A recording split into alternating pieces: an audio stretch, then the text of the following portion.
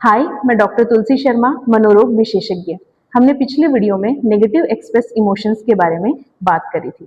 अब हम जानेंगे कि परिवार के नेगेटिव एक्सप्रेस इमोशंस का क्या कारण होता है।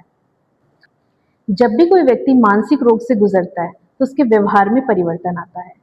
परिवार के सदस्य इस व्यवहार में परिवर्तन को तो देख पाते हैं, लेकिन उसके पीछे की वजह को नहीं समझ पाते हैं। जैसे कि व्यक्ति ऐसा बर्ताव क्यों कर रहा है, उसके मन में क्या चल रहा है।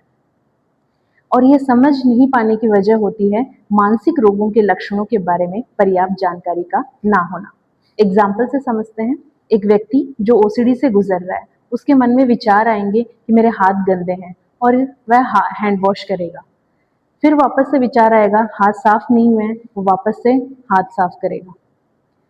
फिर उसके विचार आएगा मन में, हाथ सिंक के टच हो गया, मेरे हाथ वापस से गंदे हो गए, मैं इन्हीं हाथों से खाना खाऊंगा और मेरे इन्फेक्शन हो जाएगा।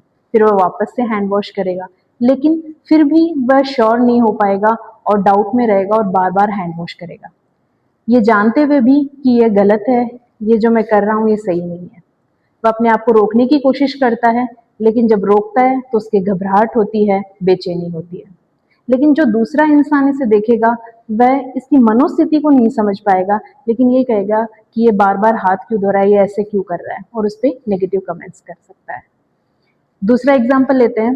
एक व्यक्ति जो स्किज़ोफ्रेनिया से गुजर रहा है, उसे कुछ साफ स्पष्ट चीजें या फिर इंसान दिखाई दे रहे हैं, साफ आवाजें उसे कानों में सुनाई दे रही हैं, वह उन आवाजों से या व्यक्ति से बात कर रहा है, उनके सवालों का जवाब दे रहा है।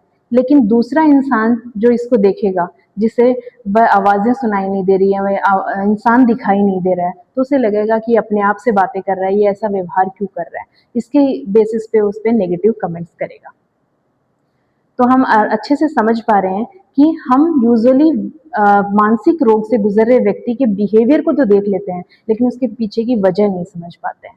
और अगर हम इस वजह को समझें, तो अपने आप हमारा मानसिक रोग से गुजर रहे व्यक्ति के प्रति रवैया बदलेगा, नजरिया बदलेगा, और हमारा व्यवहार भी अपने आप उनके प्रति सही होने लग जाएगा।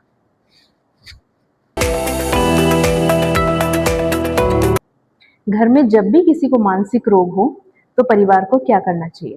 पहला, डॉक्टर से संपर्क कर उस मानसिक बीमारी के बारे में जानें, उसके लक्षणों को समझें। दूसरा, व्यक्ति को अपनी छोटी छोटी जिम्मेदारियां अपनी क्षमता के अनुसार खुद लेने दें, उसे अपना काम खुद करने दें, उसे की आलोचना करने के बजाय उसे सहयोग प्रदान करें, उसे एक स्नेहपूर्ण वातावरण प्रदान करें। Thank you.